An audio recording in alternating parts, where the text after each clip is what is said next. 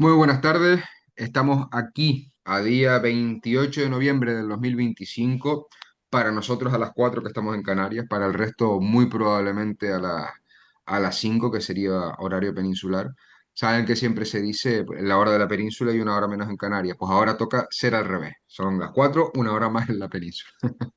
Bueno, como bien saben, el grupo NUMES es el grupo de trabajo en nutrición, metabolismo, eh, estilo de vida y salud mental, o salud mental y estilo de vida, de la Asociación Española de Neuropsiquiatría, en el cual, bueno, pues nos dedicamos a, a abordar, a trabajar todos estos temas que relacionan nutrición, metabolismo, estilo de vida, básicamente el nombre ya lo indica, con la salud mental que cabe recordar que no existe una salud mental y una salud física, hay una salud, ¿vale? Pero bueno, para entendernos, digo ese concepto de salud mental. Como bien saben, hemos preparado un ciclo de conferencias que dura todo un año, desde el mes pasado hasta bien avanzado el 2026. Tendremos entre una y tres conferencias por mes aproximadamente. Y realmente la cuestión es hablar de todos estos temas en relación con la salud mental. ¿Qué sucede? Que para entender esas cuestiones más específicas de salud mental, pues quizás hay que abordar cuestiones más básicas y hacer un recordatorio, ¿vale? Un poco de fisiología, de bioquímica, de todas estas cuestiones, para que después se pueda comprender mejor lo que viene a continuación. Por eso, en la primera conferencia que la di yo era Desmontando el mito del colesterol y de las grasas saturadas. Samuel nos va a hablar hoy de las consecuencias. Samuel, por favor, pon la diapositiva un poco más pequeña para que se vea completa. Vale, Él nos va a hablar de las consecuencias del exceso de carbohidratos, perfecto, del exceso de carbohidratos en la salud integral. También nos hablará más adelante sobre los efectos perniciosos de bajar los niveles del colesterol, todos los riesgos que tienen esos fármacos, etcétera. Pero bueno, no vamos a adelantarnos ahí. Entonces, bueno, ya simplemente con este breve recordatorio, ya a él le quedan, si no estoy equivocado, corrígeme si me equivoco, le quedan, aparte de estas, dos conferencias más, si no sí. recuerdo mal. Ya no hará falta presentarlo más, ya la próxima vez iremos al grano. Entonces, bueno, ya después de este breve recordatorio y la presentación de Samuel, podemos empezar. Simplemente decir brevemente que Samuel Pérez Bravo, él es psicólogo, él investiga conmigo. También, obviamente, está en el grupo de trabajo de la EN. Tenemos varios artículos publicados juntos. Estamos trabajando en capítulos de libros. Colaboramos estrechamente, no solo como amigos, sino también como colegas profesionales, ¿no? Ambas cosas, que en nuestro caso es indivisible. Al cual, por supuesto, le tengo un gran cariño y amor. Por lo tanto, préstenle, a aquellos que nos estén viendo tanto aquí como en diferido, préstenle, si puede ser, más atención que a mí, porque muy probablemente lo que él tenga que decir será más interesante. Por lo tanto, cuando tú quieras, yo me quito el micrófono, te doy la palabra y entonces, bueno, pues harás la conferencia que me habías comentado que será en torno a una hora y 10, una hora y cuarto, así aproximadamente. Si quieres al final, si hay alguien que tiene alguna pregunta, o yo mismo, en caso de tenerla, pues si se te puede formular y nos dejan unos minutitos para ello, pues bien, ¿vale? Bueno, Vale. muchísimas gracias. Comience usted. Muchas gracias, Roberto. Yo creo que es un lugar idóneo la EM y creo que lo primero que tengo que hacer es darle gracias a la EM por darnos esta plataforma para divulgar lo que estamos realizando. Creo que es un avance desde el punto de vista del conocimiento y creo que verlo desde un punto de vista desde la colaboración de nosotros como investigadores clínicos y profesionales de la salud, que estamos comprometidos con esta integración desde el punto de vista de la evidencia científica y la práctica clínica, pero sobre todo porque creo que partimos de una visión humanista. Y esto creo que es importante y relevante para destacar. Y por eso tenemos tanta afinidad, Roberto y yo, aparte de la amistad que nos une hace años, y que es verdad que Roberto en este caso ha tirado de este grupo para que salga adelante de una manera prodigiosa.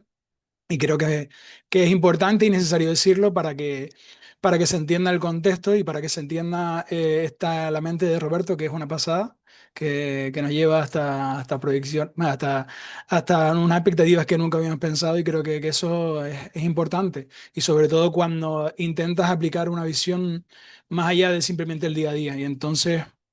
con respecto a la conferencia, dejar unos minutos finales, como decía Roberto, para que pregunten y para cualquier cosa. Obviamente, si necesitan algún tipo de resolución de alguna duda, y obviamente como esto va a estar grabado, mi intención es que nos cuestionen alguna pregunta, cualquier asunto que crean que sea relevante, pues se pongan en contacto con nosotros. Nosotros dejaremos alguna información para que ustedes atiendan cualquier historia que tenga que ver con esto.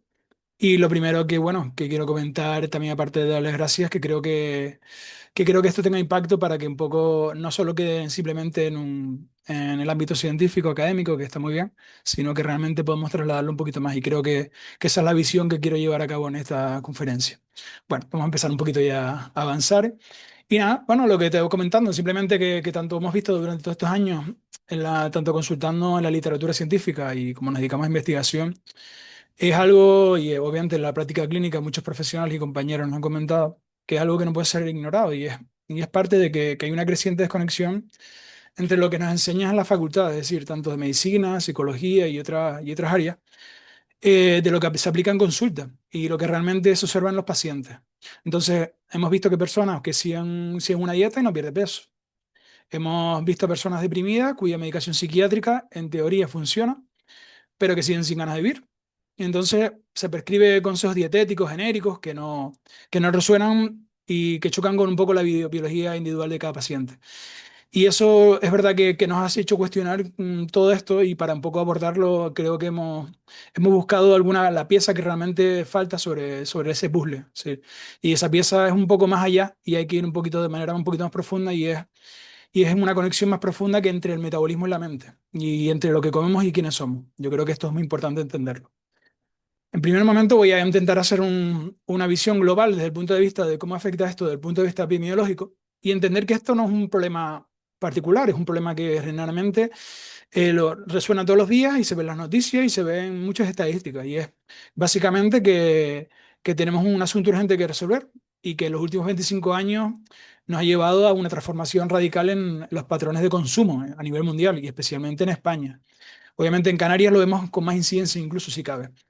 Y bueno, algunos datos de estos nos pueden confirmar esto. Y hemos visto que hablaré primero de los ultraprocesados y ahora hay digamos, una correlación o un entendimiento basándonos en cómo ha impactado los ultraprocesados y los carbohidratos refinados. Y en España hemos pasado del 11% al 32% de la energía total ingerida en apenas 2 décadas. Esto significa que hace 30 años una persona consumía aproximadamente una décima parte de sus calorías diarias de productos altamente procesados. Hoy consume casi un tercio. Y esto no es marginal, es decir, aquí tenemos una transformación fundamental de lo que comemos. Y esto impacta en la salud metabólica. Y esto lo quiero dejar claro, porque a veces diferenciamos la parte en la salud metabólica y como decía Roberto, creo que no diferenciamos entre tienes obesidad y tienes un trastorno mental, como si fuera algo a veces que está desligado. Yo quiero que romper esto un poco hoy y quiero hacerles ver que está más conectado de lo que parece. Y les comento, las tasas de diabetes de tipo 2, por ejemplo, han alcanzado un porcentaje de casi un 15% en adultos españoles. Y nos sitúa a España y a Canarias con una prevalencia de las más altas de toda Europa. Y eso a nivel de calle es entender que cada una de cada 7 personas adultas que nos conocemos cada uno tiene diabetes tipo 2. Y eso creo que es muy relevante. En cuanto a la obesidad, entender que afecta ya casi al 17% de la población adulta y a más de un 40% de los españoles que presentan sobrepeso. Al igual, es conocer a casi 6 de cada 10 adultos españoles están fuera de rango de peso de lo que se considera saludable. Esto es importante entenderlo. Y claro, esto, como decía, esto no son simplemente son meros datos estadísticos que yo suelto aquí para llamar la atención. No, no, es que detrás de esto hay muchos millones de personas y pacientes y familias enteras y que la calidad de vida se ve comprometida por múltiples aspectos, desde enfermedades metabólicas crónicas que limitan la vida y generan complicaciones cardiovasculares, desde fatiga persistente, que afecta a su productividad laboral y a su vida familiar, a ciclos interminables de ganancia y pérdida de peso que le generan frustración y sensación de fracaso personal, a frustración ante dietas ineficaces o insostenibles, y también a algo, una sesión generalizada de desconexión entre lo que dice que coma, dice menos grasa, cuente calorías, y lo que realmente siente su cuerpo, que eso es importante. Y hay algo más, que es lo que voy relacionando, es que las tasas de depresión, ansiedad y otros trastornos psiquiátricos también han aumentado de manera alarmante, y especialmente entre jóvenes y adultos con comorbilidad metabólica. Entonces, aquí llegamos a lo que realmente es crucial, es decir, la investigación científica en los últimos 10, 15 años ha puesto manifiesto esta conexión, es decir, una relación causa-efecto bidireccional entre el desorden metabólico y la salud mental. Los pacientes con diabetes tipo 2 tienen aproximadamente el doble de probabilidad de desarrollar depresión en comparación con la población general. Es decir, esto no es una condiscencia, no es que simplemente ellos se sientan tristes por decir, me siento diabético, no, estoy triste, no, no. Esto es algo mucho más serio y es que la fisiopatología de la diabetes, tenemos en cuenta la resistencia a la insulina, la inflamación crónica, la disfunción mitocondrial, va a crear un terreno biológico propicio para la depresión. Y esto hay que tenerlo muy en cuenta. Personas con sobrepeso y obesidad están reportando tasas significativamente más altas de ansiedad, depresión y otros trastornos del estado de ánimo. Y esto no es casualidad. Aquellas con ciclos recurrentes de ganancia, pérdida de peso, también experimentan alteraciones en los patrones de sueño, en los cambios en la regulación del cortisol, es que la hormona del estrés, y en modificaciones en la disponibilidad de transmisores cruciales como la serotonina y la dopamina. Y quizás esto es un poco lo más revelador, lo que nos ha motivado creo que este impacto en la sociedad desde el grupo NUME, y creo que nos agrupa un poco todos, ver en contextos clínicos controlados, hemos visto cómo modificando estos patrones alimentarios, en concreto la reducción radical y estructurada de carbohidratos, lo que va a generar cambios no solo en biomarcadores metabólicos, es decir, no solo lo vamos a ver en nuestra analítica, sino también en su bienestar psicológico. ¿Y qué vemos? Pues que pacientes que reportan recuperación de energía y claridad mental, estabilización del ánimo con reducción de irritabilidad y cambios emocionales abruptos, mejoras en la calidad de sueño, mayor resiliencia frente al estrés cotidiano. Y en algunos casos, y lo comentaremos, y creo que esto es lo que estamos abordando y es muy serio, y es la remisión parcial de tales síntomas en muchos trastornos psiquiátricos, y tanto depresivos, ansiosos, incluso que les permite reducir la medicación psiquiátrica en algunos trastornos mentales graves, y todo ello, obviamente, siempre con bajo supervisión. La pregunta que me quiero hacer y creo que plantear es que realmente es una pregunta fundamental que no puede ser evitada, y creo que la voy comentando. ¿Es casualidad o causalidad? Es decir, ¿es coincidencia que modificar cómo comemos se acompañe de cambios en cómo nos sentimos? Pues, y otra pregunta es, ¿existe un mecanismo fisiológico que explique por qué la alimentación influye tanto en la salud física como la mental? Pues esto es lo que vamos a ir desarrollando durante esta conferencia. Entonces, la respuesta es que sí, la verdad. Es decir, existe un mecanismo y es profundamente estudiable y comprensible. Es decir, se puede estudiar muy bien. Y desde hace décadas sabemos que el consumo crónico y excesivo de carbohidratos refinados genera un efecto llamado resistencia a la insulina. Es decir, cuando consumimos en un exceso de azúcares simples y almidones de alto índice glucémico, nuestro páncreas dice, esto hay que solucionarlo. Debe segregar cantidades crecientes de insulina para mantener los niveles de glucosa en sangre dentro del rango normal. Con el tiempo, nuestras células se vuelven insensibles a esta insulina y de aquí lo que es el término de resistencia. El páncreas responde segregando aún más insulina y lo que va a crear un círculo vicioso. Pero bueno, la resistencia a la insulina no solo altera el metabolismo de la glucosa, es decir, bueno, promueve la acumulación de grasa, que lo hace, pero también modifica profundamente la función cerebral. En esto altera la neurotransmisión, reduce los niveles de serotonina y dopamina y que son cruciales para nuestro bienestar emocional. Aparte, son muchas más cosas, incrementa la inflamación sistémica y que es crucial, la inflamación cerebral, que se ha vinculado directamente depresión, ansiedad y deterioro cognitivo. Aparte, impacta en nuestra salud de las mitocondrias. Esas mitocondrias, esos organelos que nos encontramos en nuestras células, en cada célula, que fabrican energía, se ven comprometidos en la capacidad, sobre todo en nuestro cerebro, de mantener esa estabilidad emocional y la resiliencia ante el estrés. Nos afecta al famoso eje hipotálamo hipofisario suprarrenal. Es decir, y sabemos que es central en nuestra regulación de estrés y de la respuesta emocional. Pero bueno, aparte de esto, existe un mecanismo fisiológico que denominan muchas veces en la literatura como ancestral, que puede revertir muchos de estos procesos, que hoy en día se considera la cetosis. Nosotros vamos a hablar en estas conferencias de cetosis, no de dieta keto, porque entendemos que la cetosis lo entendemos como estado metabólico, no como una dieta y como una forma de alimentarnos. Entonces, quiero discrepar en ese sentido y creo que es generar un pensamiento que creo que integra esta filosofía de ver la cetosis, filosofía de la ciencia, obviamente. Entonces, nosotros entendemos que la cetosis es un estado metabólico que emerge cuando reducimos drásticamente el consumo de carbohidratos. Normalmente en la alimentación cetogénica se reduce a menos de 50 gramos diarios. Y lo que pasa es que nuestro cuerpo, en vez de consumir glucosa, va a quemar grasa como combustible principal. Es decir, genera moléculas especializadas llamados cuerpos cetónicos, que lo explicaré más tarde, y eso tiene un beneficio. ¿Y qué significa esto? Que esta cetosis no es un estado patológico, que lo explicaré también, es decir, no es cetoacidosis diabética, que es un estado peligroso que se desarrolla en diabetes tipo 1. Y eso lo quiero dejar muy claro porque es importante, porque a veces en la práctica clínica y en la práctica médica, cuando vimos este tipo de intervenciones, tendemos a desecharlas por entender que es el mismo mecanismo. No, no es el mismo mecanismo y lo explicaré. Entonces, bueno, lo más fascinante y bueno, bajo la supervisión clínica adecuada, la cetosis puede constituir una herramienta y creemos que tiene una potencia considerable. ¿Por qué? Porque los cuerpos cetónicos no solo son una fuente energética alternativa, sino son señales moleculares y, como explicaré, reducen la inflamación sistémica y cerebral, protegen las mitocondrias y mejoran su función, restauran la sensibilidad a la insulina y modifican a través de mecanismos epigenéticos la expresión génica y de forma favorable. Aparte, modelan la neurotransmisión y aumenta la síntesis de GABA, que sabemos que es un neurotransmisor que nos va a ayudar a calmarnos e incrementa la disponibilidad de serotonina. Bueno, simplemente en otras palabras, yo creo que para reducir la cetosis no es solo una dieta para perder peso, y creo que es una intervención metabólica que afecta a múltiples sistemas corporales con impacto tanto en la salud física como en la mental. No hagamos esa escisión cartesiana de cuerpo-mente, cuerpo y cerebro, ¿no? Entonces, bueno, vamos a ir abordando esto.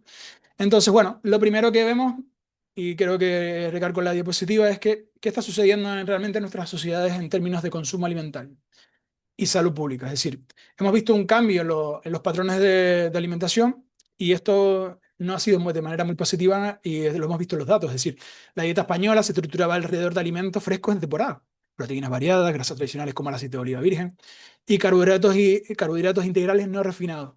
¿Qué pasó? Que los ultraprocesados representaban solo el 11% de la ingesta calórica diaria. Y el 80-85% provenía de alimentos del día a día, como el arroz, tomates, pescados, legumbres, carnes, con cierta proximidad a la dieta mediterránea tradicional. En 30 años hemos pasado de un aumento en el consumo de ultraprocesados de hasta un 190%, compensado encima por la reducción, o ayudado por la reducción del 23% en alimentos frescos. Esta transformación resulta esto bueno, simplemente comentar aquí los factores que han incidido en esto, y es la proliferación de supermercados de los años 90, obviamente el marketing en cuanto a la innovación de productos convenientes de los 2000, y ahora tenemos plataformas de delivery que tenemos ya cerca simplemente a un clic o simplemente a movimiento de dedo, que nos han acelerado el llegar a estos ultraprocesados y que llegan muy fácil a nuestras casas. Entonces, y aparte, esto con el COVID ha visto que realmente se ha consolidado. Entonces, bueno, simplemente comentar que la consideración de ultraprocesados viene de una calificación que se llama NOVA, que bueno, que es desconocida, se utiliza, que tiene algunos, digamos, o fallos, bueno, no diría fallos, diría, creo que algunas se nos queda un poco incompleta, pero bueno, nos ayuda a caracterizar un poco lo que son los ultraprocesados, que son productos industriales con múltiples ingredientes ahí aditivos y que son muy palatables, son hiperpalatables. Y esto presenta una problemática muy grave. Y a la par que se le suma que tiene azúcares añadidos excesivos y que, como comentaré después, generan picos glucémicos rápidos. Aparte, se le añaden grasas trans, que va a incrementar la inflamación y provocan cierta hipertensión y otro tipo de trastornos que ya lo iremos viendo. Aparte que se le añaden aditivos químicos poco estudiados para el consumo crónico. Poseen una alta densidad calórica, y curiosamente que nos hacían muy poco. Facilitan el consumo, por lo tanto. Carecen de fibra, por lo tanto nos aumentan los picos glucémicos y nos reducen la saciedad. Y disminuye claramente la diversidad de nuestra microbiota y lo que nos va a impactar en nuestra inmunidad, salud mental y, bueno, en nuestra inflamación sistémica. En cuanto a la prevalencia de enfermedades metabólicas, comentar simplemente que el cambio alimentario ha producido un impacto, y en este caso en España de manera grave. Ya comentaba que la diabetes tipo 2 ya se da en casi un 15% de los adultos españoles, la prediabetes alcanzando el 22 y 25%, que creo que se queda muy corto y creo que no se está registrando todavía lo suficiente.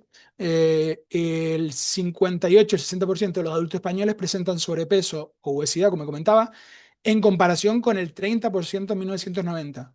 Y lo que más preocupante aún, el 29 y el 33% de los niños presentan sobrepeso u obesidad.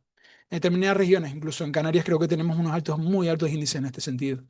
Lo preocupante es que también que estos niños se van a ver con un 80% de probabilidad de mantenerse obesos en la adultez. Eso es lo que dicen los estudios. Este cambio epidemiológico resulta de múltiples factores confluentes, tanto económicos, como ya lo comentaba antes, los ultraprocesados son significativamente más baratos por caloría que alimentos frescos. Es decir, cuando compramos un ultraprocesado va a ser mucho más barato. Por lo tanto, es una opción mucho más fácil de elegir y vemos que obviamente los productos frescos hoy en día cada vez se está incrementando más. Cada día, incluso lo estamos viendo en las noticias, a nivel laboral, nuestro cambio de vida, nuestro estilo de vida moderno, nos ha reducido nuestra forma de ver nuestros alimentos y ahora lo que hacemos es comprarlo ya todo hecho. Si no tenemos tiempo ni para cocinar ni para comprarlo, entonces en nuestra vida laboral hemos optado por ser más eficientes desde un punto de vista de este tipo de consumo. Pero bueno, no, tiene unas consecuencias. Y tecnológicamente ya estamos hablando desde el punto de vista de lo que les comentaba antes, el delivery. Depende de cómo llegará la comida más rápida a nuestra casa, es decir, la velocidad con que digamos, el repartidor venga, pues bueno, tendremos el alimento preparado. Ese creo que es un poco el enfoque de lo que nos estamos viendo. Entonces, bueno, se le suma el marketing agresivo y especialmente en los niños lo hemos visto. Y esto lo vemos también en los ultraprocesados colocados en los supermercados que han intensificado esta transformación. Y crucialmente, estamos viendo que los productos, este tipo de productos, y sobre todo carbohidratos refinados, estamos viendo que y azucarados y este tipo de ultraprocesados, son tan hiperpalatables que se generan por una combinación que ellos establecen, los fabricantes, por una relación óptima entre grasas, azúcares y sal, lo que refuerza ciertas áreas cerebrales de recompensa, que son similares a ciertas drogas, que es curioso. El impacto psicológico va a ser considerable, por lo tanto, cuando hablamos de muchos pacientes que van a experimentar culpa, desesperanza, aislamiento y estima social, paradójicamente, a pesar de la abundante información sobre la dieta saludable disponible, las enfermedades metabólicas han aumentado, sugiriendo que el problema trasciende más allá de la simple información. Creo que tenemos mucha información que nos va involucrando en barreras económicas, sociales y neurobiológicas que son más profundas, que crean ciclos difíciles de romper. La proyección. Esto va a ir a peor. Es decir, por ahora lo que nos estamos viendo en las tendencias, estamos viendo que en 2035, por ejemplo, se espera que alcanzar la diabetes tipo 2 alcance el 20%. En la obesidad y en el sobrepeso estamos viendo datos que pueden llegar hasta un 60 y 65%, más un 5% más de lo que estamos viendo ahora. Y la edad media del inicio de la diabetes, antes se hablaba, o ahora se habla de sobre los 40 años y estamos viendo sobre 30, incluso antes. Ahora voy a pasar un poco, aparte ya hemos visto un poco los datos de manera general, creo que ya hemos puesto en el contexto epidemiológico. Ahora quiero explicar un poco de manera más centrada qué modelos se utilizan para entender todo esto, es decir, cómo se utiliza el metabolismo y entendemos el metabolismo y la fisiopatología entendida desde ciertos modelos. El primero que voy a explicar es el habitual, que ha sido el que se ha utilizado, pero quiero plantear ciertas preguntas y las que iré desarrollando. Y la pregunta es, nos hacemos preguntas a veces y es el por qué. ¿Cuál es el mecanismo biológico que explica por qué el exceso de carbohidratos refinados conduce a estos resultados? Es decir, y esta es la pregunta que separa la medicina especulativa de la medicina basada en mecanismos. Es decir, y la respuesta no es simple. De hecho, considerar que hay múltiples respuestas, múltiples modelos explicativos y algunos complementarios y otros en competencia directa.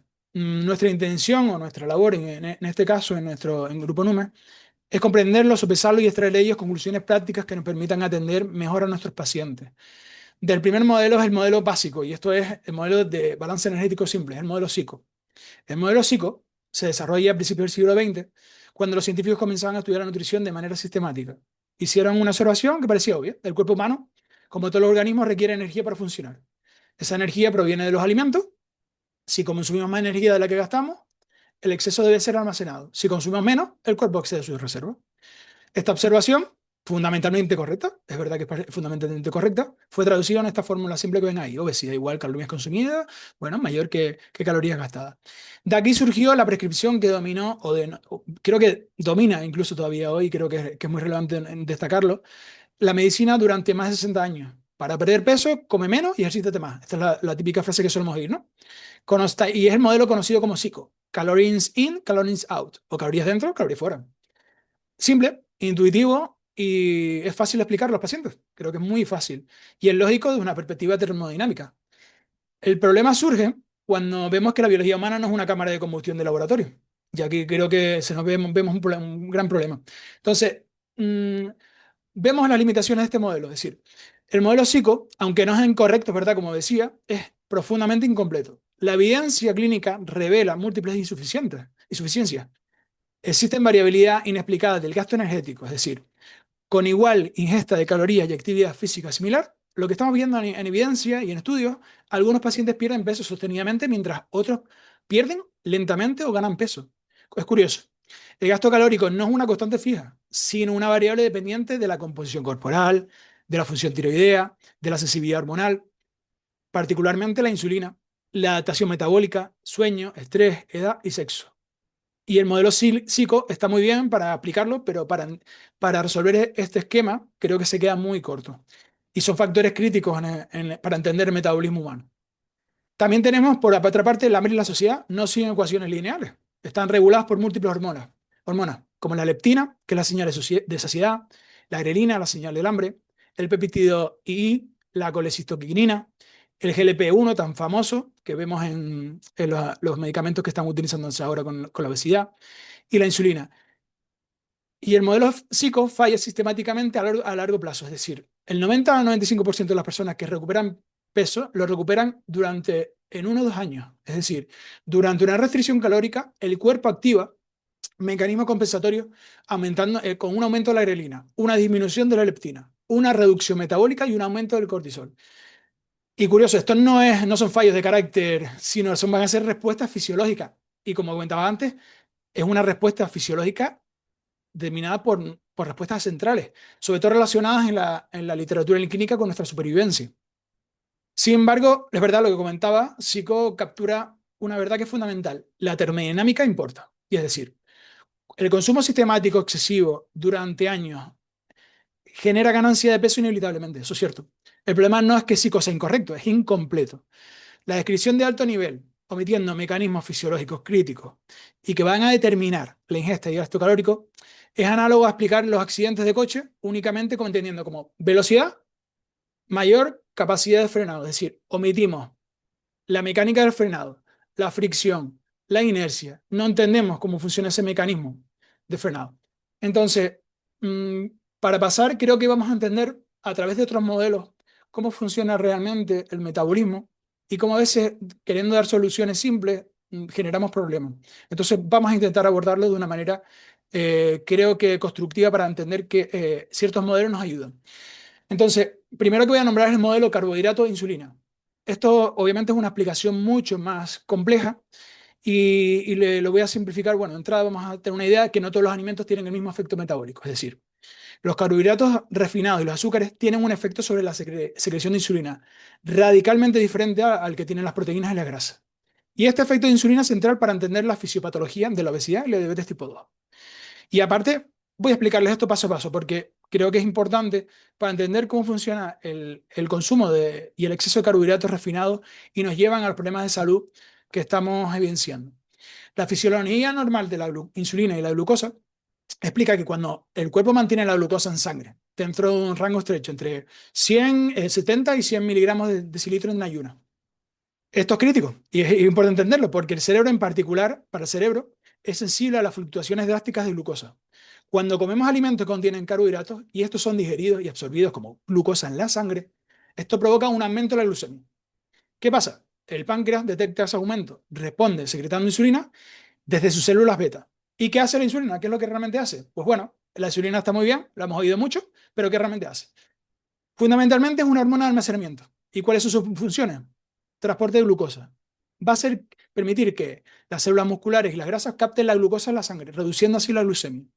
Va a sintetizar el glucógeno promueve el almacenamiento de glucosa en forma de glucógeno en hígado y músculo. Va a sintetizar la grasa, promueve la conversión de glucosa en ácidos grasos para almacenamiento. Y va a inhibir, va a haber una inhibición de la lipólisis, va a reducir la quema de grasas almacenadas. Vamos, en términos de balance energético, la insulina dice al cuerpo, hay abundancia de energía, almacena lo máximo posible. Esto es completamente apropiado cuando comemos alimentos que son nutricionalmente densos y de una alimentación completa a nivel nutricional. ¿Qué pasa? Que el cuerpo recibe una señal y dice, hora de almacenar energía para posibles tiempos de escasez. Y esto es lo que le hablaba con los mecanismos centrales. Pero aquí hay un problema. ¿Qué sucede con los carbohidratos refinados? Pues bueno, pues que ahora consideramos que lo que sucede con el consumo es diferente. Cuando no consumimos alimentos nutricionalmente densos, como les comentaba, sino ultraprocesados de absorción rápida y carbohidratos refinados, consumidos múltiples veces en el día, vamos a comentarlo de una forma muy sencilla con un ejemplo. Un desayuno típico moderno, es decir, lo que normalmente vemos en nuestras casas, un bol de cereales con azucarados con leche, un vaso de zumo de naranja, bien fresquito, como le gusta a todo el mundo y muy natural, ¿no? Una tostada de pan blanco y un café con azúcar, porque el café no te lo puedes tomar solo, esto ya es algo personal, yo soy barista y esto lo llevaré. Entonces, ¿cuál es el total de desayuno? Vale, te sientes bien, muy guay, no. El problema está en que estamos ingiriendo 90 gramos de carbohidratos altamente refinados, de absorción muy rápida. Y vamos a ver bien. ¿Y qué sucede? Pues bueno, pues tenemos lo primero. Tenemos la primera oleada. Es decir, 30-60 minutos después, la glucemia sube drásticamente. Sube hasta casi 150-180 miligramos por decilitro. Le estamos, como dijimos antes, el páncreas detectando esta subida aguda, ¿qué hace? Secreta insulina. Una cantidad muy considerable. La glucosa desciende rápidamente. Valores, volviendo a valores más o menos normales, o incluso por debajo, y esta es la clave. Hay una cierta hipoglucemia reactiva. Lo que va a experimentar el paciente va a ser una energía inicial tras desayuno, el efecto de los azúcares. Pero alrededor de las 2-3 horas, fatiga, falta de concentración, irritabilidad. ¿Y por qué? Porque la glucemia ha caído quizás demasiado. ¿Qué pasa? Tenemos una segunda oleada de respuesta, efecto sobre el apetito. La hipoglucemia reactiva, que es la que cae de manera, digamos, bastante impactante, desencadena dos efectos. El aumento de la grelina, que es la hormona del hambre, haciendo que el paciente sienta hambre nuevamente, y el aumento del cortisol, aumento de la hormona del estrés, como respuesta a la hipoglucemia. Y esta se repite durante alrededor casi de 3 horas después del desayuno. Del desayuno, sobre todo con estos maravillosos desayunos. El paciente está hambriento de nuevo y con deseos intensos, ese craving de querer más azúcar. Y claro, hay que comernos la galletita, hay que comernos un chocolatito. A ese el snack que está maravilloso. ¿Qué pasa? Que esto es un ciclo que se repite continuamente durante todo el día. Entonces, ¿qué pasa? Nos pasa lo que se llama algo todos los días y que lo llevamos a nuestra vida diaria de forma casi crónica.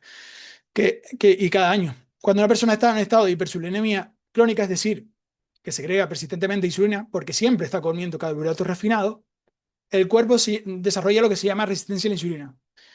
Vamos a explicarlo un poco más sencillo y para no enrollarme tanto, creo que se puede entender con una analogía de si alguien grita constantemente, es decir, para obtener la atención, después de un tiempo deja de responder a sus gritos, diría, me tienes harto, entonces necesitas gritar más fuerte, esa persona.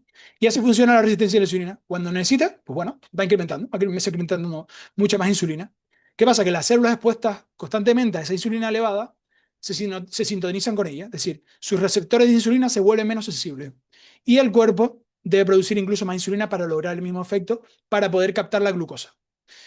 ¿Cuál es el resultado? Pues mientras más resistencia a la insulina, más insulina secreta el páncreas. Mientras más insulina, más grasa se almacena en lugar de ser oxidada. Mientras más grasa se almacena, más resistencia a la insulina se desarrolla en el cuerpo. Pues esto es un círculo vicioso. Y esto es lo que nos estamos viendo como el modelo de carbohidrato de insulina y con la resistencia a la insulina que muchas veces se diagnostica y otras veces no se diagnostica y se tiene como algo de lado y no se tiene en cuenta. Y vamos a entendernos poco a poco por lo importante que es esto. Pero bueno, desde el modelo psico nos explica que todo esto es correcto, que la ganancia de peso ocurre cuando calorías consumidas superan las gastadas, pero no explica el mecanismo subyacente, como decía. El modelo de carbohidrato de insulina proporciona esta explicación. Por lo tanto, lo que la insulina elevada promueve el almacenamiento de grasa e inhibe la lipólisis, y en tanto que la resistencia a la insulina altera las hormonas de saciedad, particularmente la leptina, causando hambre persistente a pesar de abundantes reservas de grasa. Genera una hipoglucemia reactiva que nos induce a consumir azúcares y por lo tanto promueve el consumo de más carbohidratos refinados. El paciente automáticamente consume calorías no porque no sea fuerte con su disciplina, me siento yo una persona que puedo, con estoica, que puede superar todo. No, es porque tiene alteraciones hormonales y mientras su cuerpo se dirige preferentemente hacia el almacenamiento de grasa. El balance calórico es resultado y que no es la causa, y eso es lo que hay que entender.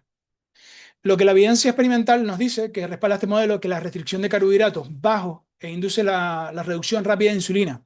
Y esto se produce en periodos de 1 o 2 semanas. Hay una pérdida de grasa sin restricción calórica explícita y una reducción del apetito y una mejora glucémica. La pérdida de peso sin restricción calórica explícita es inexplicable por el modelo psico, pero es explicada por este modelo que les acabo de comentar. Por lo tanto, la reducción de carbohidratos refinados reduce insulina, activa lipólisis y normaliza apetito, volviéndose automáticamente balance calórico negativo, para entendernos. Y bueno, simplemente yo creo que para no abordar y para que creo que me estoy extendiendo bastante, en los estudios nos dicen que las dietas altas en carbohidratos refinados versus dietas bajas en carbohidratos con igual de calorías, sorprendentemente el gasto energético es diferente. Es decir, la dieta baja en carbohidratos, aunque tiene igual de calorías, produce mayor gasto energético en reposo. Y eso es muy interesante que lo veamos y que lo entendamos. Y aparte, la termogénesis postprandial, es decir, las calorías gastadas dirigidas por la comida. Es decir, es significativamente diferente según la composición. Las proteínas y la grasa requieren más energías para ser digeridas que los carbohidratos, especialmente los carbohidratos refinados. Y por lo que esto impacta directamente con el tema de la insulina, con lo que se denominan síndromes metabólicos. Es decir, la hiperinsulinemia crónica y la resistencia a la insulina van a generar consecuencias sistémicas: dislipidemia con triglicéridos elevados y HDL reducido, hipertensión e inflamación sistémica crónica con marcadores elevados.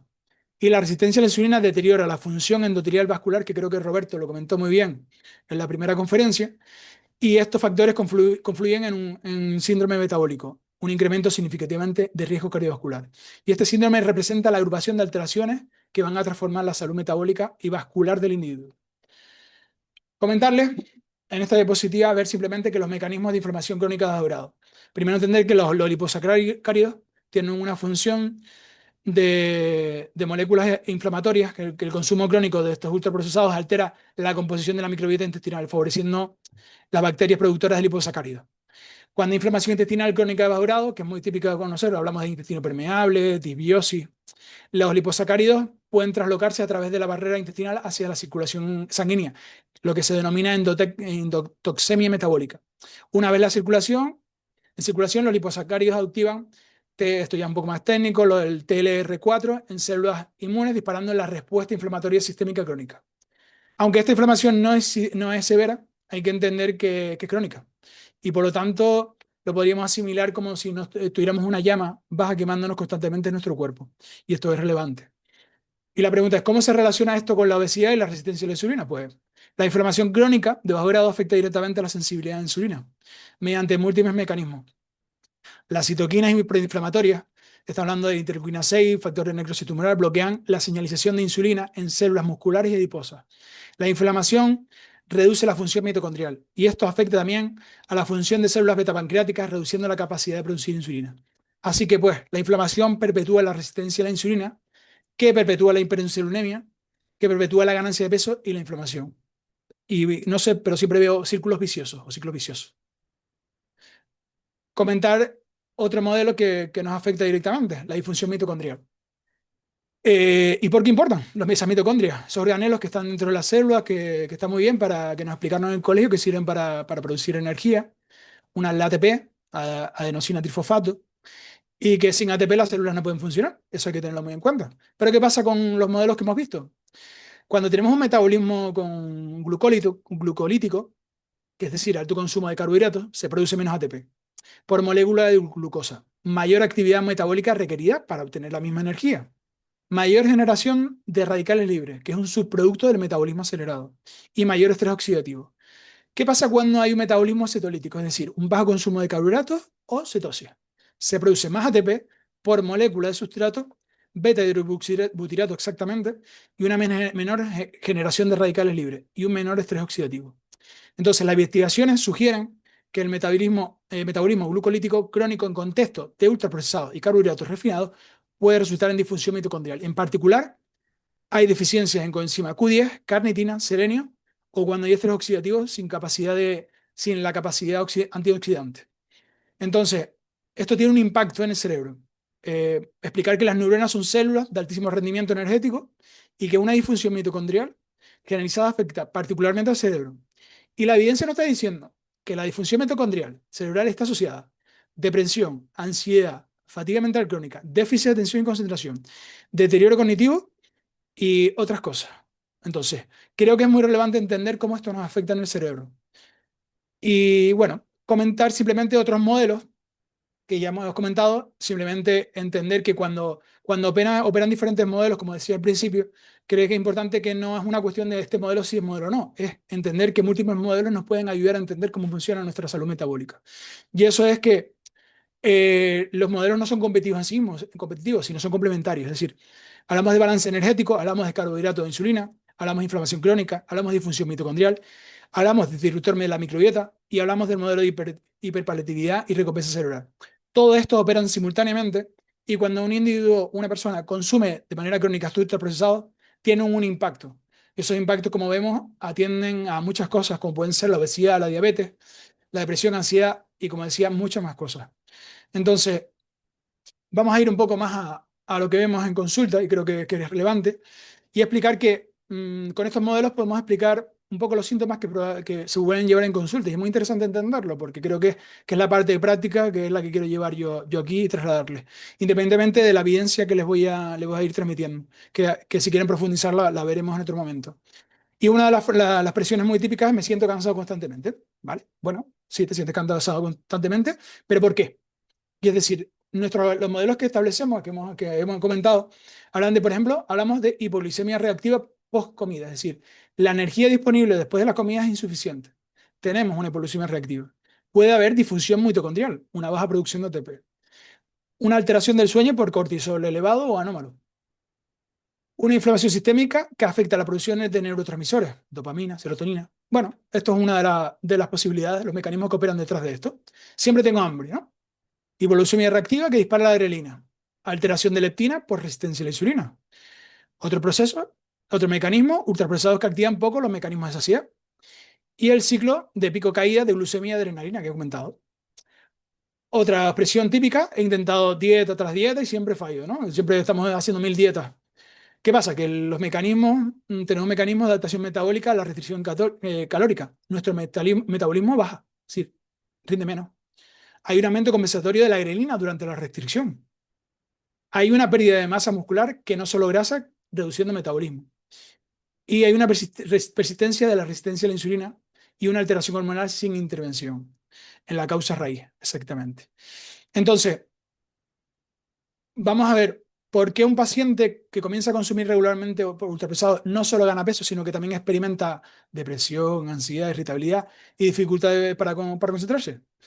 Pues bueno, ¿es coincidencia que la epidemia de metabolismo alterado y la epidemia de trastornos mentales haya avanzado en paralelo durante estas décadas? Pues yo diría que no. Yo diría que no y no es coincidencia. Es decir, existe un mecanismo biológico profundo que conecta el desorden metabólico con el desorden mental.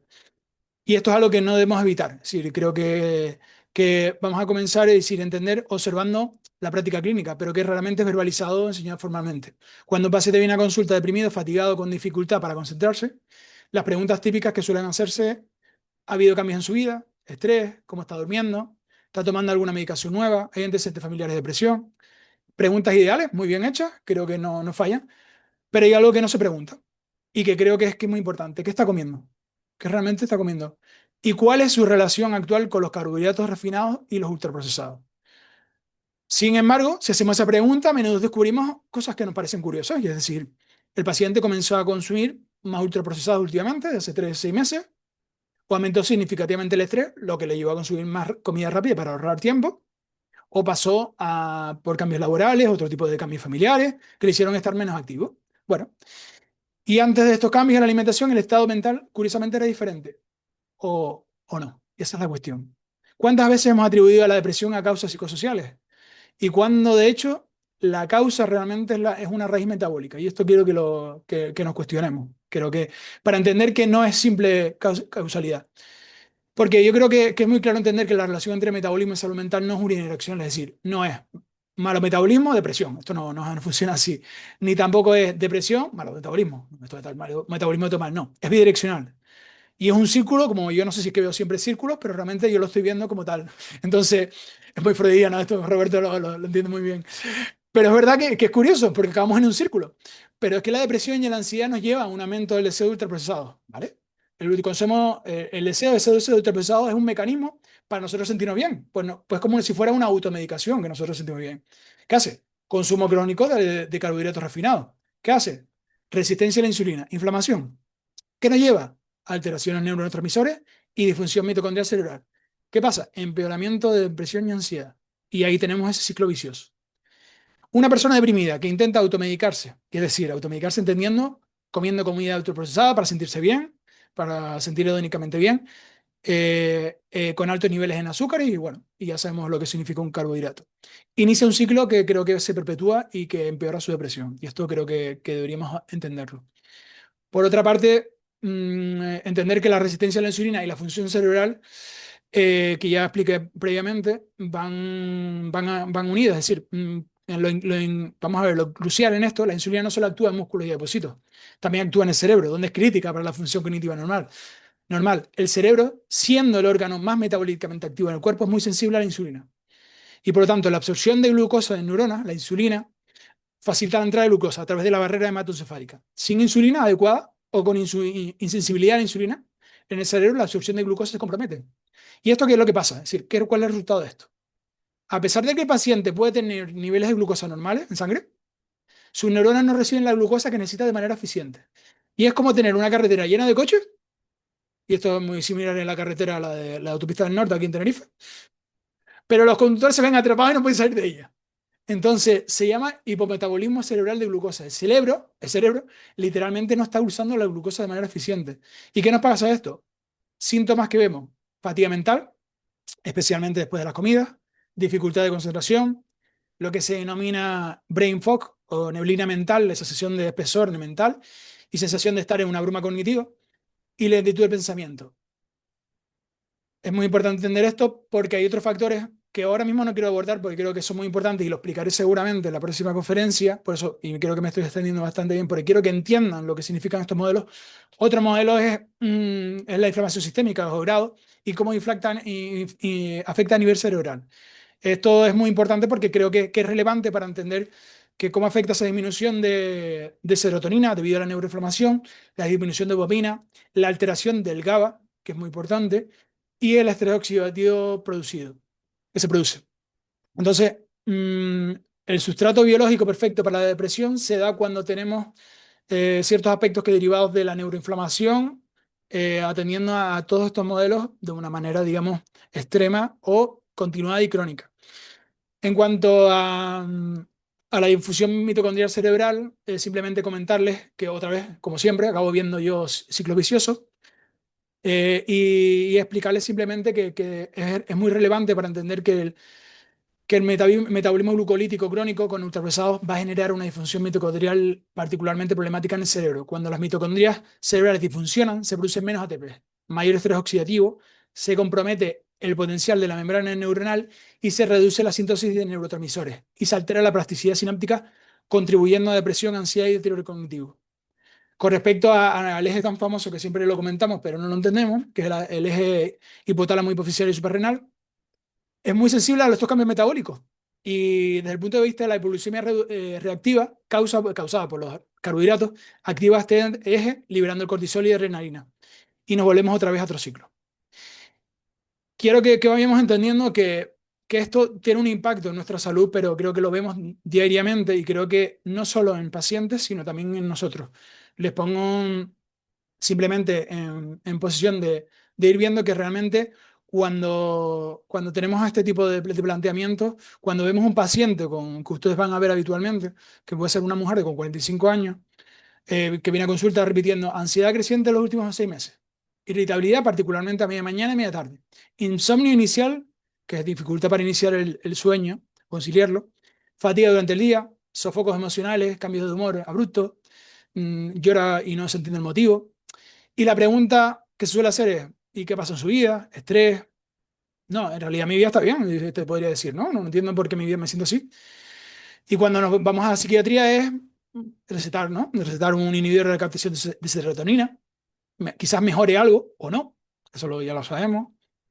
Pero ahora cuando entendemos estos modelos tenemos que hacernos una pregunta y creo que quiero incidir en esto y es, ¿qué está comiendo esa persona ahora mismo? Y descubre a lo mejor que puede ser el desayuno ese magnífico que les comenté antes. Y eso lo hace durante todo el día. ¿Y cuál es realmente la causa asociada a irritabilidad? Pues, como decía, no es un déficit de serotonina primario y que no se va a resolver con un inhibidor de captación de serotonina. Es un cerebro bajo constante estrés metabólico y por hipoglucemia reactiva, inflamación cerebral y disfunción en el eje hipofisario adrenal.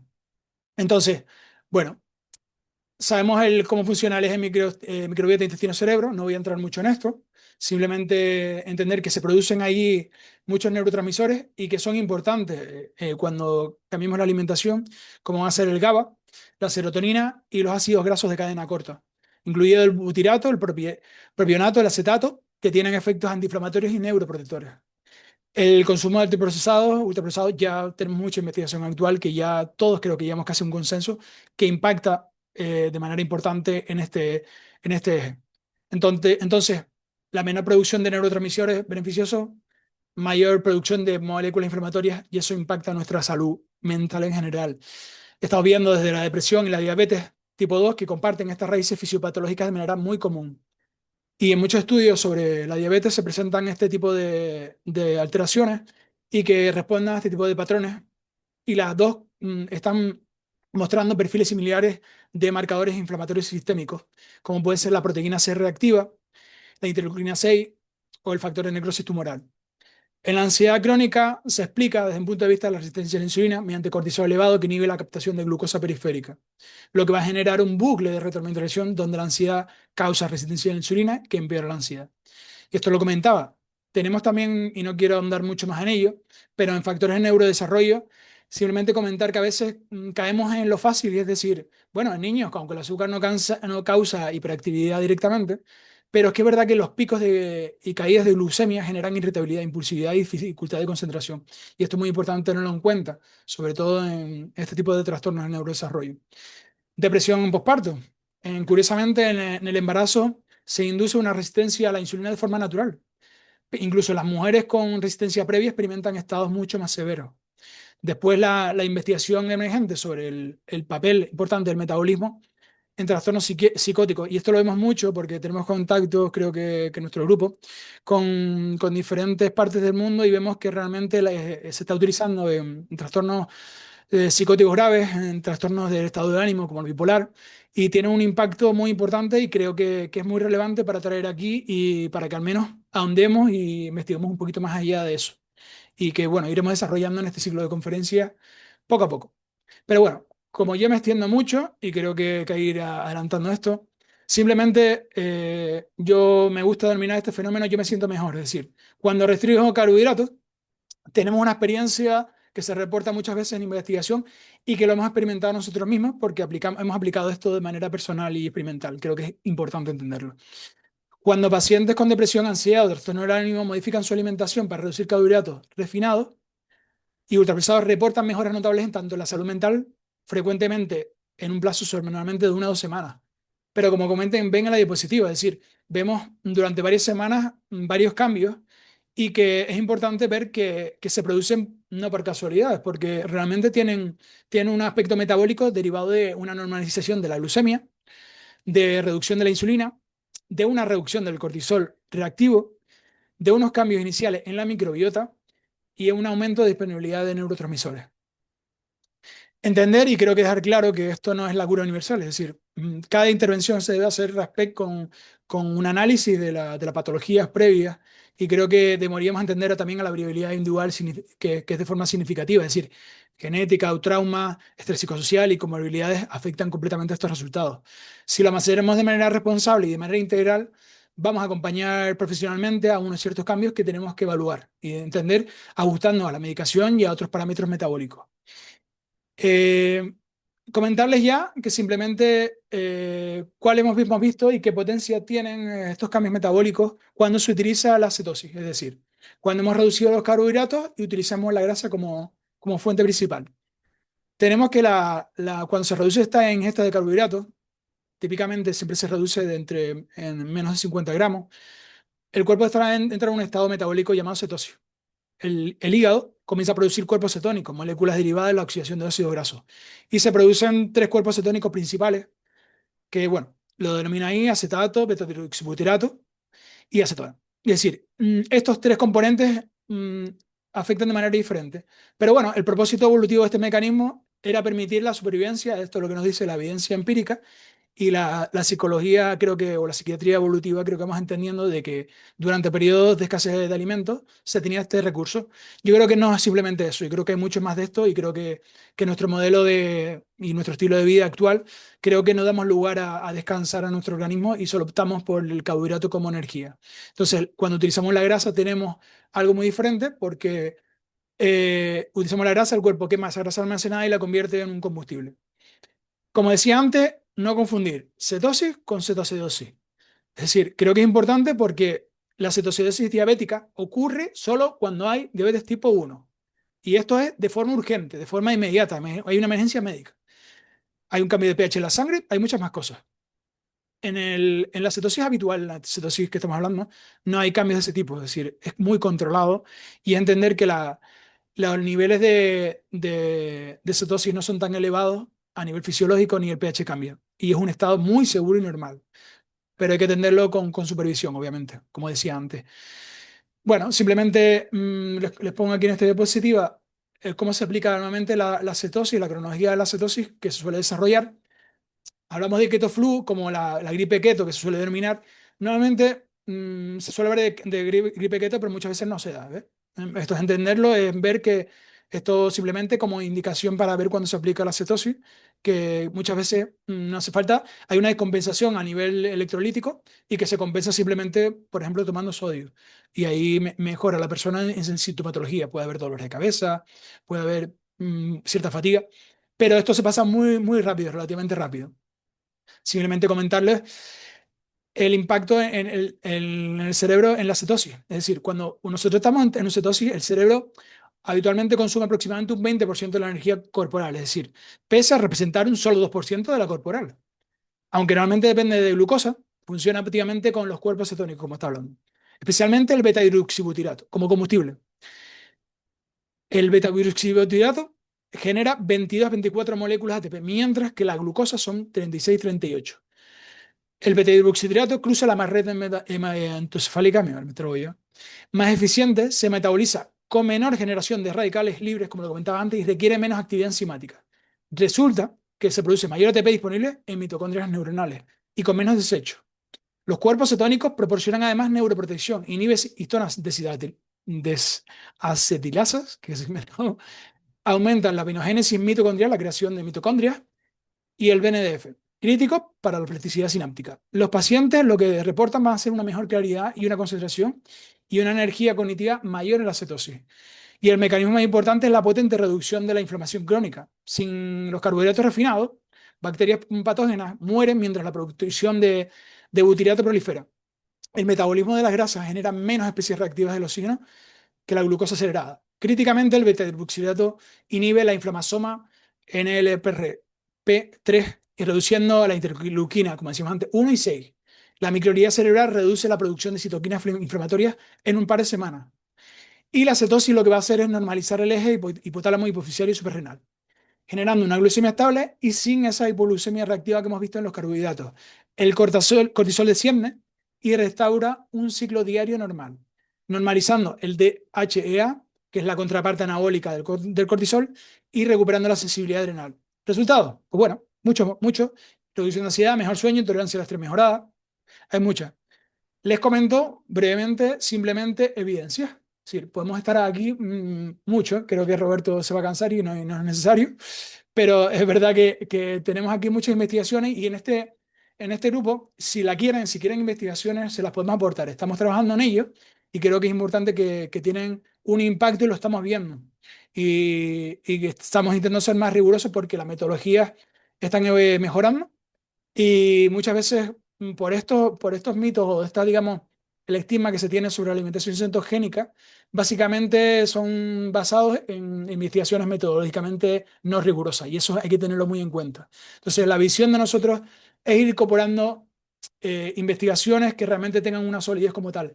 Aquí tenemos un estudio muy notable, es decir, en este estudio se vio que todos los pacientes, es decir, un estudio que hubo en Toulouse, Francia, en 2022, todos los pacientes, 31 pacientes hospitalizados redujeron la sintomatología y eran síntomas que tenían además de manera crónica, todos con psiquiatría refractaria, es decir, con síntomas que eran repetidos y eran muy, muy graves además. Estaban todos multimedicados y al incorporar la dieta cetogénica, lo que vimos fue el 96% de mejora de los síntomas, un 43% de la remisión clínica completa y un 64% del egreso con menos medicación. Y esto no lo vemos en este estudio nada más. Estamos viendo múltiples estudios de estas características. La oportunidad que hay que darse, creo que es realmente es romper con estos esquemas. Este es un estudio muy actual del 2025 y creo que es muy relevante y si lo quieren se los puedo pasar, que habla sobre pacientes, sobre personas, estudiantes con síntomas depresivos y una drástica reducción de esos síntomas depresivos. Está en Estados Unidos, no sé si el estudio ya terminó exactamente, pero ya estos beneficios se están reportando. Y no les pongo un vídeo porque el vídeo está muy interesante, cómo lo describen el experimento. Y creo que es muy descriptivo para ver que estos cambios, como decía, producen cambios en la vida de las personas de manera significativa. Ir comentando que hay que tener precauciones, ¿verdad? Es cierto. Es decir, comentaba la keto flu, pero bueno, esto no es muy relevante, que simplemente tiene un impacto, que se maneja con efectos, con el tema electrolítico, tomar sal, hidratarse. Hay otros que son en la alteración de los lípidos y otro momento hablaré del modelo de los lípidos, pero bueno, en el que entran cuando se entra en cetosis. Suele pasar que cuando se aplica un mal diseño de la alimentación cetogénica hay efectos, entonces es importante construir una buena alimentación y una dieta desde el punto de vista de los patrones bien clara y adaptarla al paciente. Entonces, y de manera muy, muy rara también se ven síndrome de realimentación, que es muy raro, es un síndrome muy raro. Y cambios en la medicación, pues bueno, hay que atenderlos porque es importante que es verdad que cuando tratamos trastornos mentales como la esquizofrenia, hay una medicación muy fuerte y el impacto en la salud metabólica es muy fuerte. Simplemente hay que adaptarlo y hay que ir poco a poco de manera progresiva con una restricción de carbohidratos. Normalmente no se puede ir directamente a una dieta cetogénica estricta.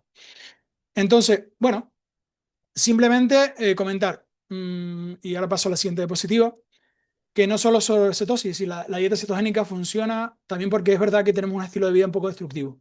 Y cuando eliminamos ultraprocesados y eliminamos ciertos alimentos inflamatorios que pueden provocarnos inflamación y lo hacemos de manera continua, pues obviamente nos impacta en nuestra vida.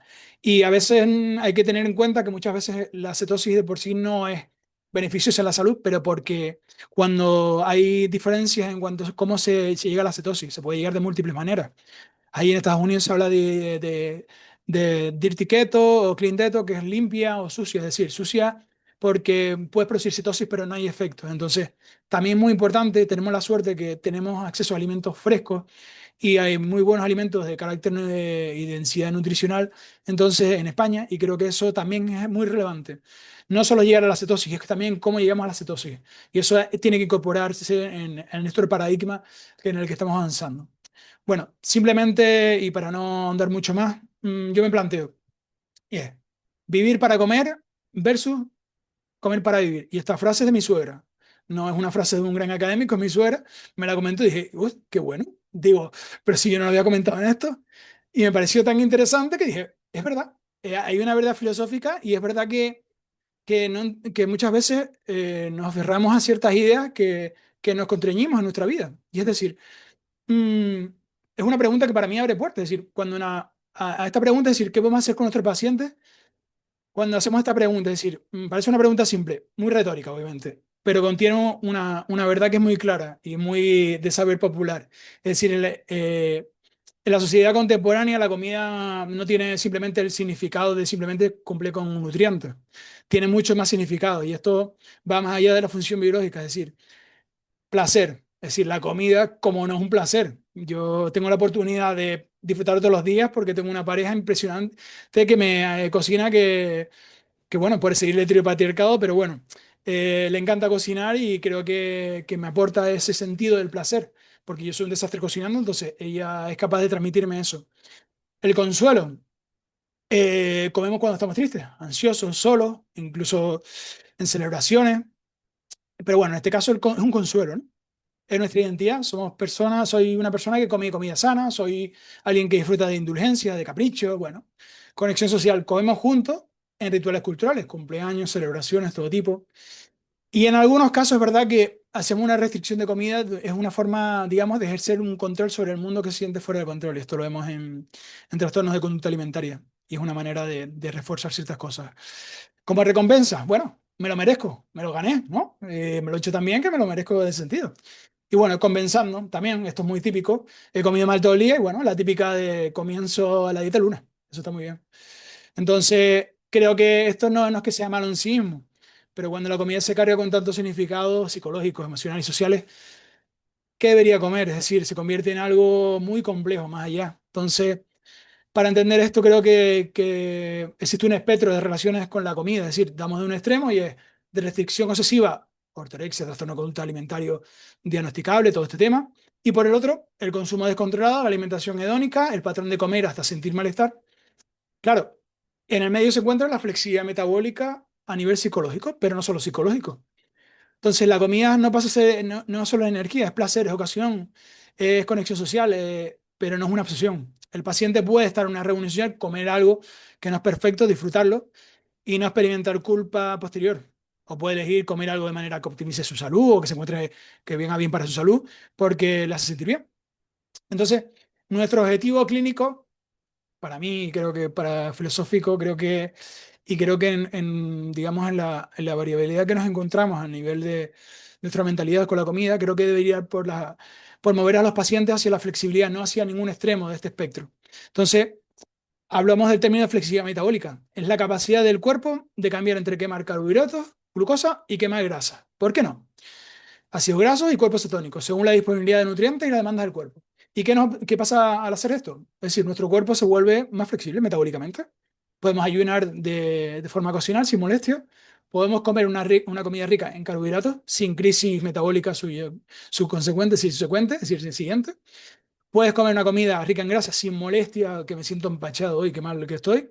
Puedes acceder a tu propia reserva de grasa para energía y no estás atrapado en la dependencia a la glucosa como decía antes. Un cuerpo metabólicamente rígido, que es lo que vemos habitualmente, después de años de consumo de carbohidratos ultraprocesados, experimenta hambre severa si no come cada 2 o 3 horas. Experimenta cambios de ánimo drásticos en respuesta a comida. Tiene antojos irresistibles de azúcares. No puede acceder a su propia reserva de grasa por la resistencia a la insulina. Y está atrapado en esos ciclos de pico-caída de glucemia. Por lo tanto, creo que sería interesante plantear que podemos restaurar la flexibilidad metabólica de muchas personas, incluidos nosotros mismos y los pacientes. Entonces, para ello se debe preparar esto eliminando ultraprocesados, estabilizando la glucemia, restaurando la sensibilidad a la insulina y al normalizar el apetito.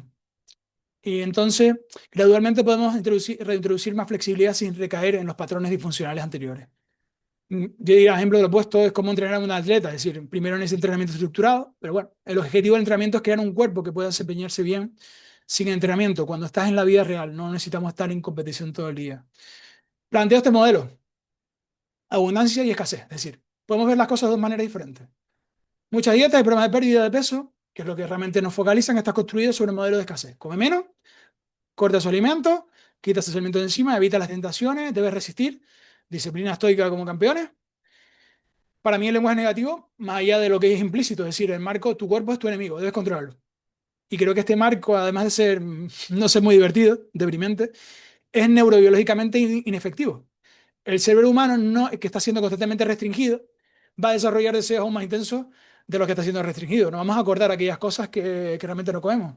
Y es lo que se llama el efecto, que está muy bien documentado, que es el rebote o rebound, que se llama en inglés. ¿Qué planteo? El modelo de abundancia. ¿Qué pasa si cambiamos a este modelo? En lugar de no puedes comer X, decimos, vas a descubrir que cuando tu metabolismo esté bien, X ya no te atrae con la misma intensidad o lo disfrutas ocasionalmente sin culpa. En lugar de restringirte, decimos, tu tarea es descubrir por qué la comida te hace que tu cuerpo y mente se sientan mejor. Y te va a sorprender que es comida real, vegetales, carne, grasas saludables y no ultraprocesados. Y en lugar aquí está la dieta que debes seguir. Podemos decir, aquí está el marco fisiológico, bueno, podemos decirlo de otra manera, no tan técnica, basándote en cómo te sientes y diseñarlo juntos para ver lo que funciona en cada persona. Yo pienso que esto es sutil pero profundo y por eso pasamos de un control externo a controlar nosotros mismos y a tomar ese papel activo. Y del castigo al descubrimiento, vamos a descubrir más allá. O sea, aprendemos a oler las cosas, a disfrutar de esa relación con los alimentos. Y obviamente pasamos de una restricción a una abundancia. Simplemente ir comentando que, bueno, esto es un abordaje multidimensional. Yo creo que no voy a ahondar mucho más en esto. Y el paciente no es solo biomecánica. Es decir, el error común en medicina particularmente es decir, medicina tradicional, nutricional, es decir, tratar al paciente como si fuera solo biomecánica. Y es decir, si tú haces esto, ocurre eso. Si comes 20 gramos de carbohidratos, cetosis ocurre. Bien, magnífico. Si hay cetosis, peso se pierde. Si peso se pierde, depresión mejora. No, no. Ya sabemos que esta lógica es secuencial, pero que la realidad humana es simultánea y multidimensional. Y entonces tenemos que tener en cuenta todas estas características metabólicas. Para un abordaje integrador, yo lo que propongo es utilizar la bioquímica, utilizar la psicología, lo social y también lo espiritual. Entonces, simplemente que tengan en cuenta que lo bioquímico remarco la fisiología y monitorizar los biomarcadores, en lo psicológico, la emoción, patrones de autosabotaje, la autocompasión, la autoimagen y la identidad. En lo social, creo que hay más de un punto de vista el desafío, es decir, vamos a romper con lo que piensan los demás, porque es verdad que vivimos en ese mundo en que si no comes lo que te dicen, nos genera malestar. Entonces ciertamente hay que proponernos desafíos. En lo espiritual, conectar el porqué. Es decir, no debo hacer la dieta para perder peso, sino quiero tener energía para jugar con mis hijos, para tener una relación más plena con mis hijos, desde el punto de vista no solo psicológico, por eso lo decía espiritual. Quiero estar libre de depresión, quiero descubrir quién soy y cuándo no estoy siendo controlado por fluctuaciones en la glucemia. Entonces, para resolver un poco digamos, el dilema de vivir para comer versus comer para vivir, un paciente ha tenido que atravesar una intervención en la que el metabolismo se normaliza, la mente se clarifica, la relación con la comida se vuelve algo flexible y su energía y ánimo se mejoran. El sentido de ser la persona activa que emprende los cambios, no ser simplemente al que le prescriben y que tiene que tomar unas directrices que le dice que son así y ya está. Entonces, lo que planteo es un cambio, o al menos entender una modulación en nuestra relación como clínicos y pacientes, y simplemente bajar y decir, cambiar ese modelo de experto y en el cual podemos decir otro modelo nuevo que traigo información especializada sobre fisiología, nutrición, aspecto metabólico, y tú traes además como paciente o como persona un conocimiento de tu cuerpo y de tu propia vida y que juntos vamos a descubrir que funciona realmente. Y esto es más laborioso, y es verdad. Tenemos que hacer un cambio bastante potente y creo que es bastante complicado muchas veces en la situación en la que nos encontramos en nuestras consultas habituales, pero creo que el resultado va a impactar en una mejora de adherencia y un mejor resultado. Simplemente comentar que obviamente tenemos ahora mismo la IA que impacta en nuestra salud y esto es que cuestionan aquellas cosas que parten de los conocimientos de medicina, de psicología. Entonces no podemos dar reducción y no podemos hacer reduccionismos a nuestras respuestas a los pacientes y le tenemos que dar algo más que realmente les impacte en su vida y que no simplemente sean tapar síntomas. Es verdad que no tenemos esa formación, que venimos de universidades y venimos de una formación que es muy básica. Y sobre metabolismo obviamente desconocemos bastante. Entonces, para implementar esto deberíamos hacerlo desde un punto de vista más profundo y conocer los procesos que les decía anteriormente. Y examinar los sesgos que nos hacen llevar a entender la comida y el peso como tal. Entonces, yo creo que simplemente comentarles y les invito a integrar estos conocimientos desde el punto de vista de la bioquímica, la psicología y la fisiología, y que vaya más allá con un enfoque más integrador y coherente. Permitan que los pacientes de forma genuina se recuperen más allá de controlar unos síntomas muy básicos. Y por lo tanto, para mí creo que esto va más allá de la ciencia y porque la ciencia se puede llevar con valores humanistas y esto creo que lo trasladamos desde el grupo NUME. Y simplemente comentar, Roberto, para no alargar más ya que ya me he alargado bastante. eh, Tres cosas. La comida importa profundamente. No es un accesorio. Es una intervención más potente que tenemos para la salud metabólica y mental. Como profesionales, ignorarla para mí es una negligencia, casi una negligencia clínica. El mecanismo es insulina, es decir, la resistencia a la insulina, como les decía, es central en casi todo lo que hemos discutido. Bueno, o yo he soltado, digámoslo así, creo que queda más claro. Entender que esto cambia cuando diagnosticamos, cómo tratamos y cómo prevenimos. Entonces hay que tenerlo muy en cuenta. La intervención es revertible, es decir, aquí yo creo que hay un foco de esperanza. A diferencia de muchas enfermedades crónicas, la resistencia a la insulina, la inflamación, la disfunción metabólica son revertibles. Y un paciente puede mejorar significativamente, a veces y rápidamente, además. Les animo, ya está, simplemente ya termino. ¿Qué harán con este conocimiento? Es decir, yo no espero que cojan ahora y digan, mira, le hacemos caso a Samuel, que no creo que me hagan caso, que yo soy un tipo pesado y le doy la turra y simplemente me ha alargado 20 minutos más de lo que debería. Pero bueno, es por su bien, lo intento. Entonces, bueno, no creo que lo vayan a abandonar todo, pero al menos que abran la mente, es decir, y que implementen esto más de forma integral y total. Es decir, cuestionen suposiciones que han dado por sentadas. ¿Realmente el come menos, ejercita más, ejercítate más, muévete, ¿no? Que es el típico consejo que se puede dar a cualquier paciente con obesidad, con sobrepeso? Otra pregunta, ¿no? ¿Realmente la insulina no importa? Preguntarnos muy bien eso. Solo no para tratar la diabetes ni para inyectarnos o unos Ozempic, por ejemplo. Eso hay que preguntarnos. ¿Realmente los carbohidratos son neutros como nos dicen que no son tan malos? Pues no son tan malos. Pero ¿hasta qué punto el consumo que hacemos de ellos es malo? Preguntas diferentes a las consultas que comiste ayer puede convertirse, creo que en una entrada para ir a abordar esta salud de forma integral. Permítanse aprender. Esto es no solo cursos reglados, a través de la lectura, a través de cursos, lean libros. Roberto y yo no sé cuántos libros leemos, pero creo que nos pasamos libros y creo como si fueran aquí chuches como alguien que está adicto a los ultraprocesados. Experimenten personalmente y observen de forma cuidadosa la consulta. Integren gradualmente, no es necesario ser un experto en nutrición, es cierto, pero es verdad que hay que ser curioso y es necesario estar dispuesto a colaborar con otros profesionales, nutricionistas, con médicos, y creo que esto realmente es lo que nos hace válido.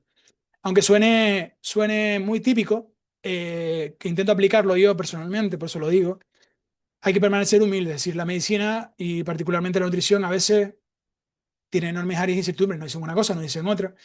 Y estar dispuesto a decir no sé o no entiendo o no sé si se puede llevar a cabo. A veces creo que es una buena pregunta, pero es que lo que sabemos, y eso va a generar, cuando hablemos con nuestro paciente, más confianza. Entonces, basemos en esos aspectos. Como seres humanos, hay algo más aquí. Sí, esta es mi parte personal. Cuando muchos de ustedes, como profesionales de la salud, están bajo estrés, están fatigados, algunos están deprimidos, ansiosos, algunos, como yo hacía, por suerte ya no lo hago, ni por suerte no, porque hay estos mecanismos que explican estos cambios en mí. Algunos usamos la comida de manera similar a como lo usan nuestros pacientes y nuestros amigos y nuestra familia, como consuelo, como mecanismo de afrontamiento, como compensación. Lo que les invito es que experimenten personalmente lo que están aprendiendo. No necesariamente dieta cetogénica estricta o alimentación cetogénica estricta, pero que eliminen los ultraprocesados, que ayuden a estabilizar la glucemia, que observen cómo cambian y cómo se siente con esto, eliminen azúcares, carbohidratos. Porque cuando lo hayan sentido, y es verdad que esto lo hemos transmitido desde el punto de que Roberto que está de acuerdo, lo hemos transmitido en el grupo, que lo llevamos a cabo, es decir, a practicar en nuestro propio cuerpo, hemos visto que claridad mental, estabilidad emocional, una energía desde las 7 de la mañana hasta las 10 de la noche trabajando, que no sé si eso es bueno para trabajar, pero bueno, pero nos mantiene ahí. Entonces, ya no solo es una teoría lo que estoy mostrando, sino es algo que realmente ustedes entienden de manera personal.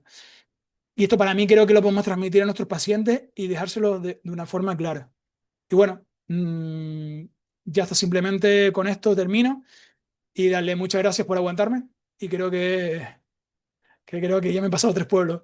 Y nada, gracias a los que nos escuchan y al grupo Numes y a Elaine. Así que me cae bien, perfecto. Gracias. Muchísimas gracias, Samuel. Has hecho, no sé si llamarlo conferencia, webinar, clase magistral, pero usa el término que te plazca.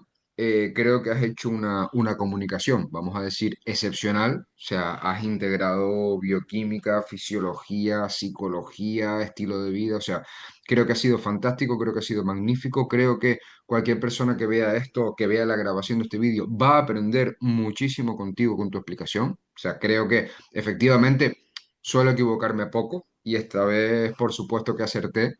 Tu comunicación iba a estar mejor que la mía, era indudable y al final lo puedo corroborar, lo cual pues no esperaba menos por tu parte, por supuesto.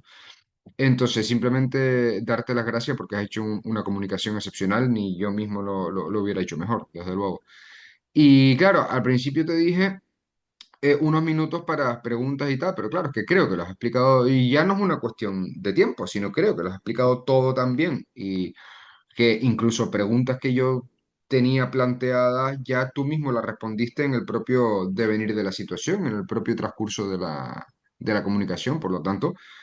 Pues yo no te preguntaría nada, me ha quedado todo súper claro, porque claro, eran preguntas que yo había pensado de cara a preguntas que te podría hacer alguien que no comprendiera mucho el tema o que fuera nuevo para esa persona y tal, pero claro, lo has explicado tan bien y todo que yo creo que se ha entendido perfectamente, por lo tanto, por mi parte, ya estaría todo correcto. Si hay alguien del público que quiera participar, que quiera preguntar, o si tú quieres decir algo más, es el momento, y si no, pues damos finalizada esta segunda conferencia del ciclo de conferencias del Grupo NUME. Nada, Roberto, yo creo que darte las gracias por esos cumplidos, que no sé qué si quieres que te invite a algo. Yo dejo señales siempre en las presentaciones, pero yo creo que era más que me invitaras que realmente yo invitarte, pero bueno, dejémoslo ahí. Nada, yo simplemente invitarle. Es decir, yo creo que intentaré, no sé si de forma más efusiva, porque la verdad que soy un flipado y un motivado de la vida. Y creo que eso queda un poco a veces claro cuando alguien me aguanta en mis conversaciones. Simplemente trasladarles que la próxima conferencia, que será creo que es la semana que viene, y que intentaré desarrollar de una manera más, no sé si más agresiva, porque la verdad que no suelo mostrar agresividad, pero más realista. Es decir, creo que a veces necesitamos confrontar la realidad. Y creo que me gusta ser políticamente incorrecto como Roberto, y a veces sonar mal suena bien, porque nos hace ser mejor y esa creo que es la clave la que quiero trasladar. Así que nada, y muchas gracias a la ENI y a todos por, como dije la diapositiva, por aguantarme, que soy un pesado. Aprovecho, Samuel, para comentar que desde la EN acaban de comentar que muchas gracias, Samuel. Comparto la opinión de Roberto, enhorabuena por el trabajo. Así que bueno, ya somos dos los que te Muchas gracias. halagamos. Por lo tanto, nada, damos por concluida esta conferencia y bueno, y ya cuando esté la grabación, pues le daremos difusión para el disfrute y el aprendizaje de todos ustedes. Muchísimas gracias por su atención.